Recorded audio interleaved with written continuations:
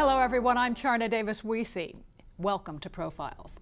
It's a place of great thoughts, ancient ones, new ones, the arts. The man in charge calls it the heritage of human learning. Please welcome Dr. Jose Fernandez. He's the Dean of the College of Arts and Humanities. Thanks so much for coming here today. Now this used to be the Arts and Sciences College, but with 14,000 students when they were both together, that's pretty unwieldy, isn't it? It is. It was. It had 14,000 students and 17 departments. That's bigger than some total universities. Sure it is. Is that one of the reasons why it split in half, or were there other reasons as well? Well, there were other reasons too, but it was getting really too big in that sense, and then the provost decided on the split. So how does that feel for you to be really there, not kind of sort of the beginning, but really at the beginning of a whole new era for it? Well, I've been at UCF for 26 years, but this one is really the creation, the start of a new college, which is arts and humanities. So I feel both that I believe it's an honor for me to be the first dean of that college, and also I see it as a challenge also. So many people probably would have no idea what it entails to be the dean.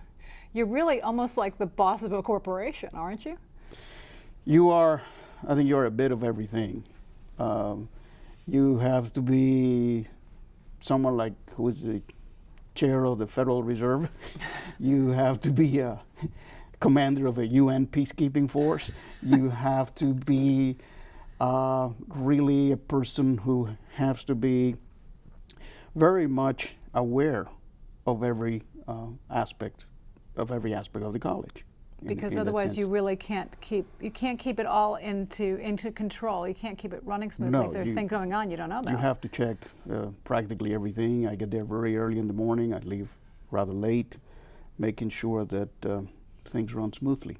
And in talking about that and all the different things it takes to be successful at being dean, it's kind of like in all the reading I've done, liberal arts education, education's in the humanities, you think, what can I do with a philosophy degree? What can I do with a psychology degree?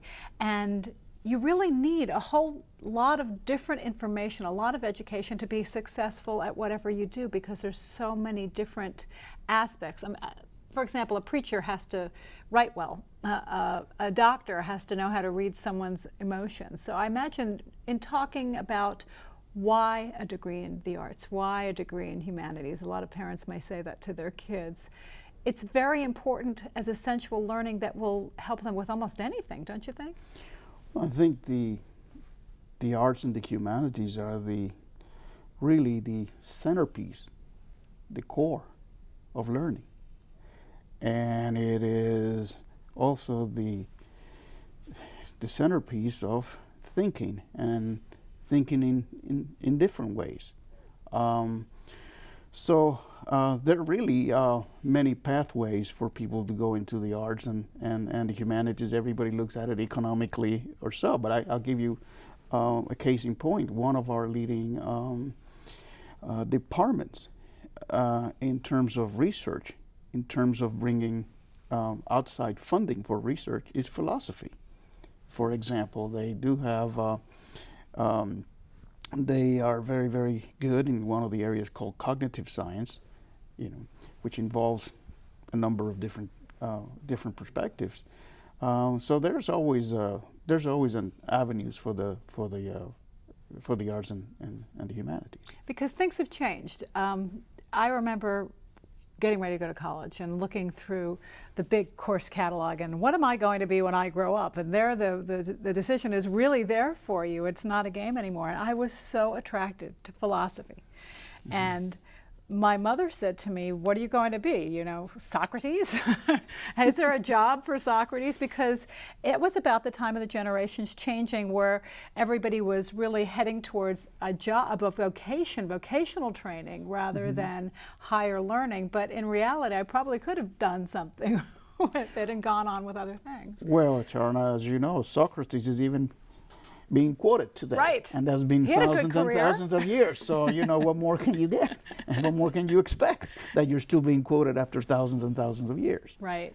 And there's a lot of debate within the liberal arts community as well at whether or not some of the liberal arts education is totally pure and not. A lot of professors don't want to think of it as leading to a job, and it's really the learning process, the thought process, the questioning of things.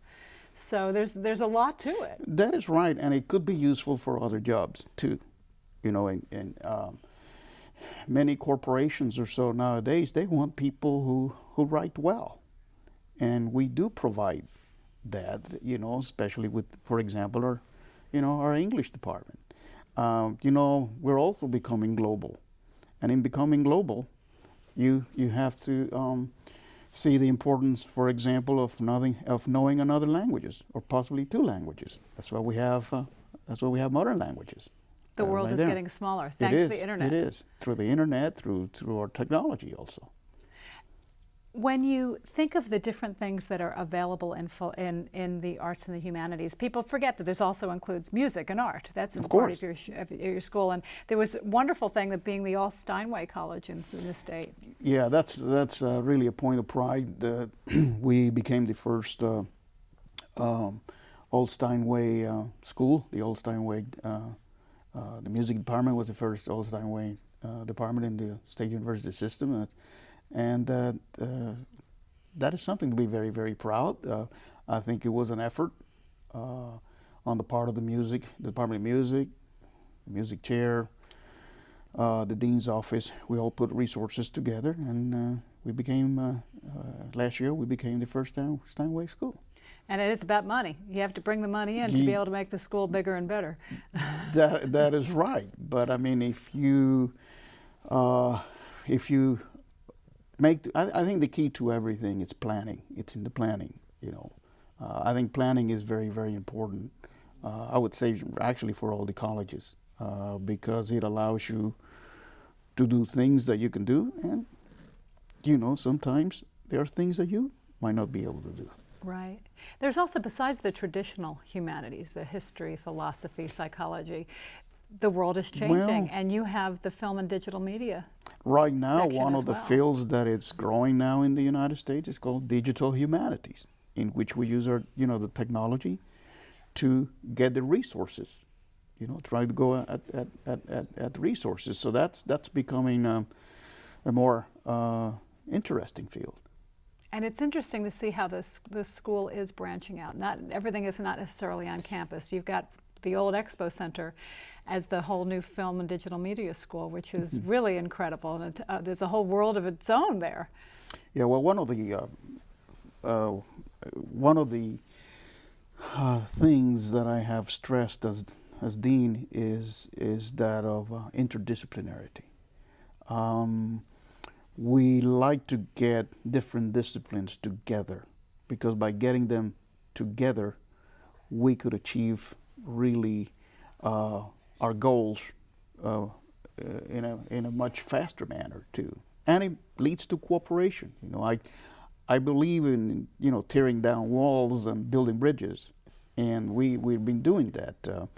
Last year, I started a project called the Dean's Research Initiative, bringing a number of colleagues from different disciplines to work together on different projects, and we had some funding for that, and we had 13. I think there are 13 projects, and I'm eager to get their reports right now. And it's really a sign of that is a little video clip that different disciplines and students and professors and all put together to show a little bit about the college. Yes. Should we take a look at it right now? Well, yeah, we had that for the Jumbotron on UCF first game against Texas. So it's historical. Let's take a look at it.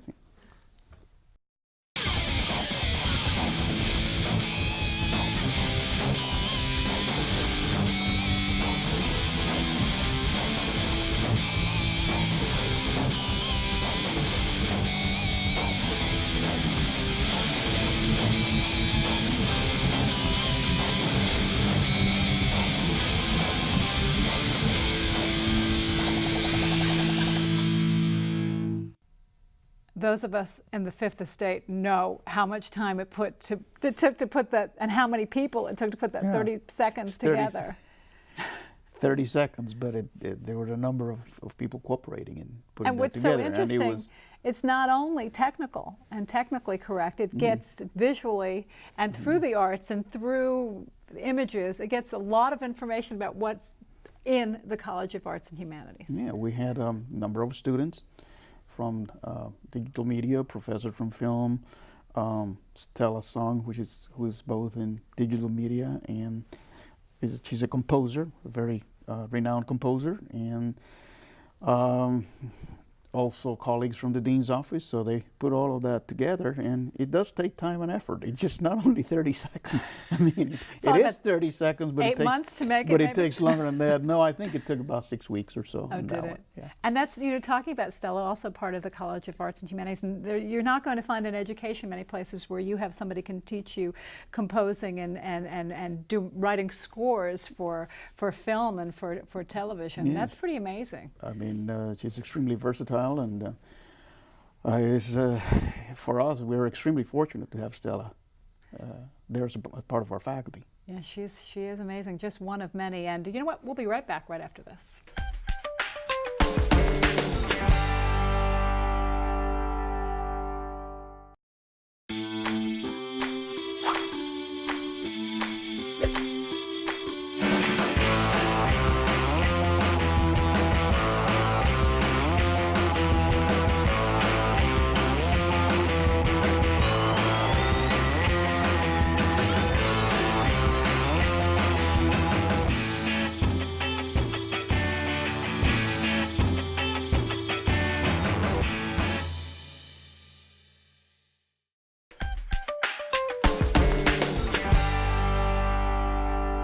Welcome back to UCF Profiles. We're talking to the Dean of the College of Arts and Humanities, Dr. Jose Fernandez. Now, Tennessee Williams says that humanities is just a work in process, and humanity is just a work in progress. So that's really a lot of what the school teaches, I think, your students, is that learning never stops. No. You never stop getting better. No, it starts with the past. Concentrate on the present and looking at the future. And that's what the humanities encompasses. Speaking of the past, we started to talk a little bit about you because this is Profiles.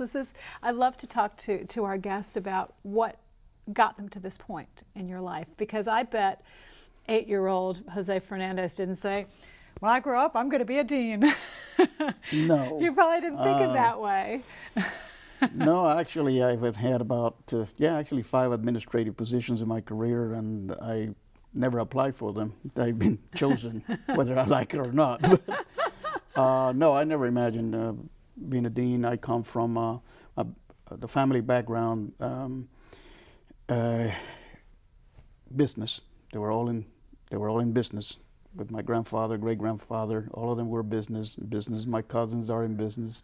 Everybody is in business except my brother and I, who were the only defectors in the family. The black sheep. Huh? No, we went into education. My brother is a professor at Florida State University, and I'm a professor here. So we're the only two that decided to break with. Isn't that something how you both did with it? tradition? Yeah, we did it. Now, you were born in Cuba. Yes, I was born in Cuba. And you have lots of memories there because you didn't leave until you were 12, Yeah, I was 13? almost 13 years old when we left, yeah. So you said you have lots of memories of playing baseball. Well, I think, every Cuban, lives and dies with baseball. Baseball it's really our national pastime. Yeah, when I was 8 years old or so, I thought about being a baseball player, but, you got to face reality. I don't think I was that good, And the thing that they'll pick me and probably choose me to pitch in the last innings or so, because I believe it was my grandfather who donated the uniforms. So, you got to find a place for somebody. And it was, I really enjoyed it. I mean, I really enjoyed playing. We were a bunch of kids at the time, and one of our players was our senator from Florida, Mel Martinez. Isn't that amazing how you knew each other? You were neighbors in Yes. Cuba, And then you probably lost track of each other until many No, years later? we have kept Oh, you we kept have in kept touch. track. But I tell you one thing about Mel. He was an excellent baseball player, excellent catcher, probably one of the best. Were you on the same team? But no, he had. We were on the same. We were going to be on the same team, but then he decided to go into another team, and our team finished last, and his finished first. Oh So my he's very smart. That is so funny. I think we only won one game. Oh, but you got a lot out of it. I'm sure you did. But it was a lot of fun. It was a lot of With fun. kids, it's all about the uniform and teamwork Yeah. and working together. It And, was a lot of fun. and that's a lot of great lessons. So you're 12 years old, and your family says, we're leaving. Well, yeah. After the revolution, when the government nationalized the properties, my father decided that we had to leave. We didn't want to leave under that regime, which doesn't respect civil liberties, and so we migrated to here to the United States. That must have been scary. Yeah, it was, especially coming here and really not knowing the language. I mean, we were taught English, but really, when you see the other kids speaking to you faster and you don't know, and you don't have the advantage of having like bilingual programs or so, you got to survive. You got to survive, and you become a quick learner. Right. I remember as a little girl when kids would, all of a sudden there'd be a new child in class and they didn't speak any English. And they'd always sit in the back and kind of be shy. It was so fast, it seemed, that the children caught on. And I remember as a boy who became a very close friend of mine later saying, I learned it from television. You learn a lot from television. They really helped them. You learn.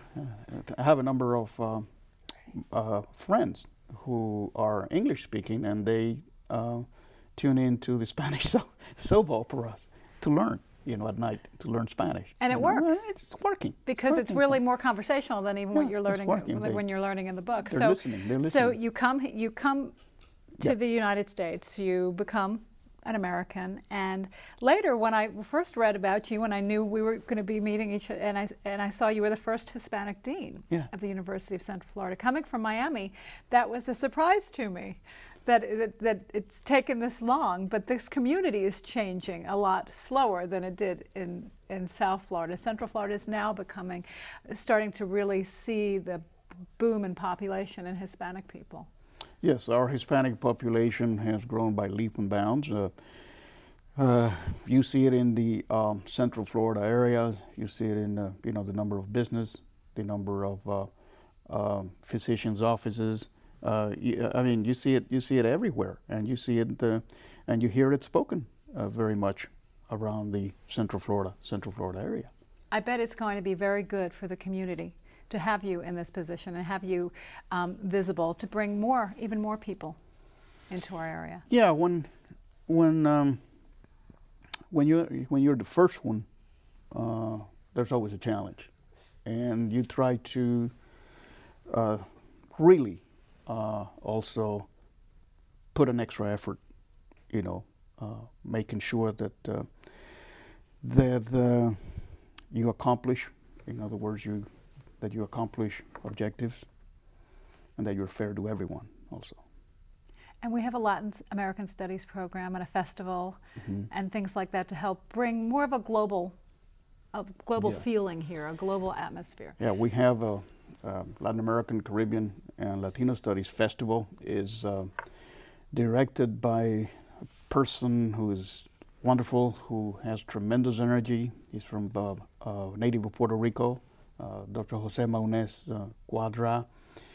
And right now we're in the middle of our Latino Festival, which is bringing musicians from different parts of the United States, parts of Latin America, also bringing guest speakers, because right now we're in the middle of Hispanic Month, you see. So we have a number of activities. We've had 2 musical programs already, and unfortunately we had to turn people away because the auditorium was packed. It was just packed, and the musicians did a number of them are from UCF. They just did a magnificent job. Well, pretty soon, you've got the money, you're going to have a big big building to put those people in.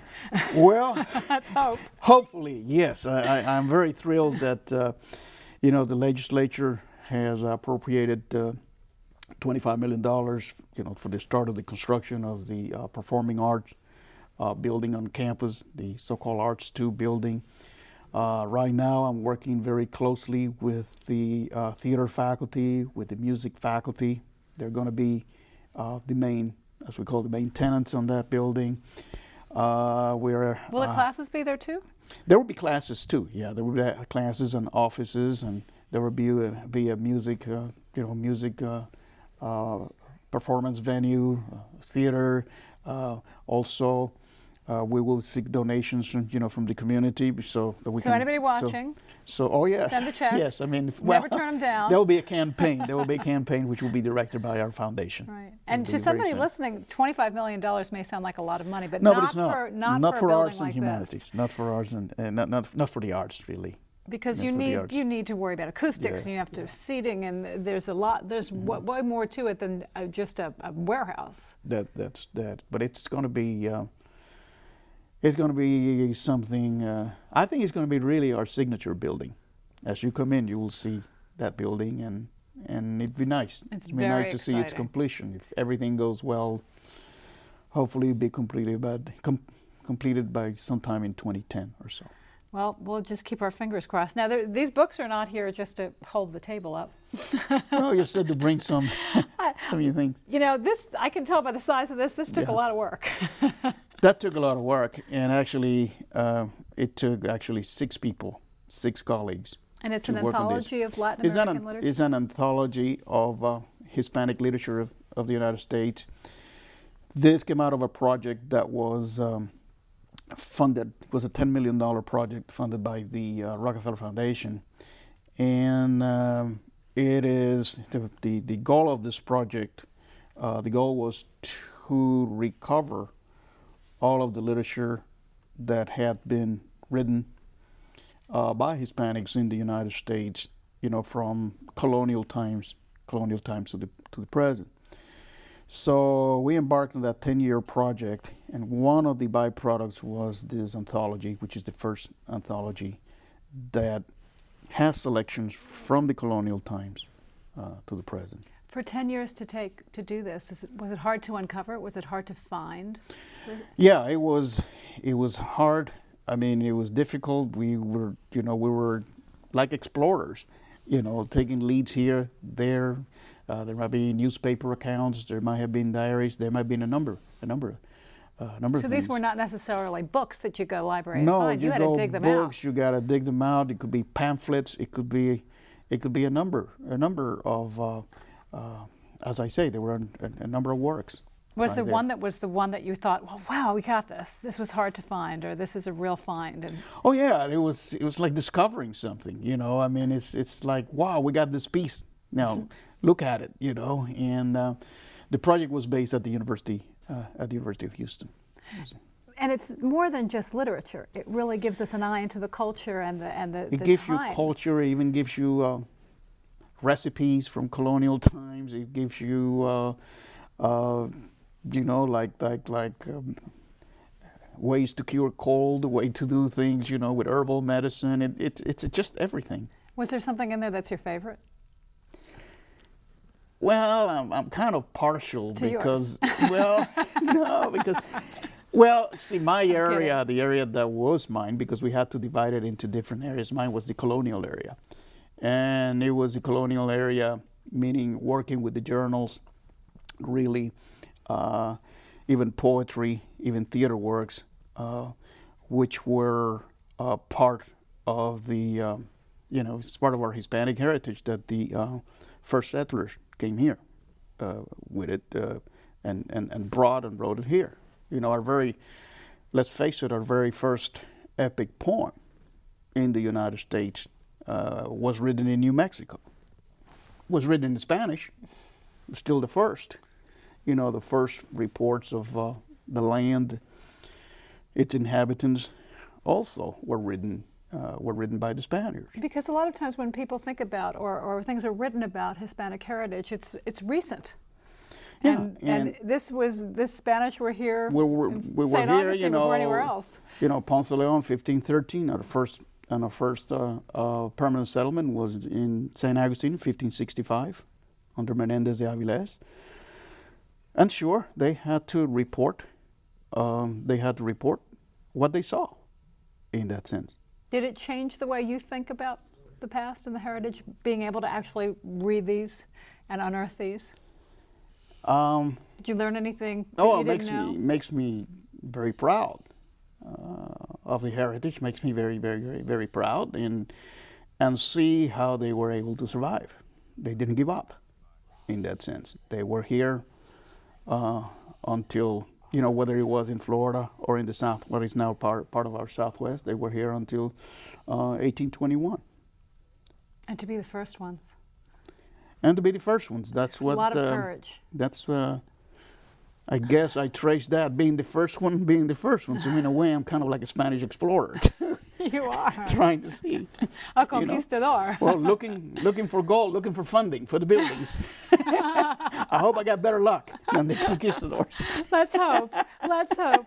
Dr. Fernandez, thank you so much for joining us. It was just such a pleasure, and we're going to come back and go Sure. into that building and really enjoy it. Thank you. I hope that you'll be the first person there. You bet. I'll be the conquistadora.